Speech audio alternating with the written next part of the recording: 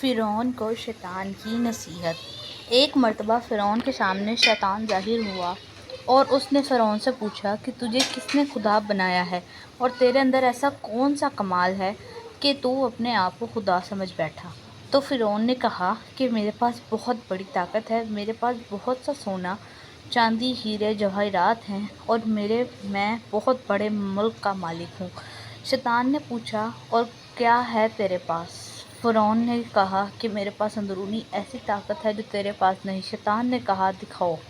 فرعون نے فوراً حکم دیا کہ اس وقت 1000 جادوگر بلائے جائیں اور وہ سب مل کر اس شیطان کو اپنی پھونکوں اور اثر سے اڑا دیں، اور انہوں نے اپنا جادو دکھایا۔ شیطان کو بھی اللہ تعالیٰ نے بہت بڑا علم دیا ہے۔ شیطان نے ایک پھونک ماری جس سے سارے جادوگروں کے اثرات ختم ہو گئے۔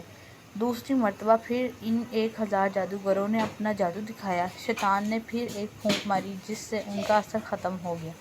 ان جادوگروں نے پھر آخری جادو دکھایا۔ شیطان نے پھر ایک پھونک ماری اور ہنس کر کہنے لگا کہ تم اگر ایسے ایک جادو بھی دکھاؤ گے تو میرا کچھ بگڑنے والا نہیں، سب ہوا میں تحلیل ہو جائے گا۔ اے فرعون، یاد رکھو مجھے اللہ تعالیٰ نے ایسی چیزیں عطا فرمائی ہیں، لیکن پھر بھی اللہ تعالیٰ نے مجھے اپنا محبوب نہیں بنایا اور مجھے اپنا فرمانبردار بندہ ماننے سے انکار کر دیا، اور تو خدا کا نافرمان ہے، تو رب کیسے ہو سکتا ہے؟ علماء کرام اس واقعے کے بعد لکھتے ہیں کہ انسان اگر خدا کی نافرمانی شہوت کی وجہ سے کر لے تو اس کا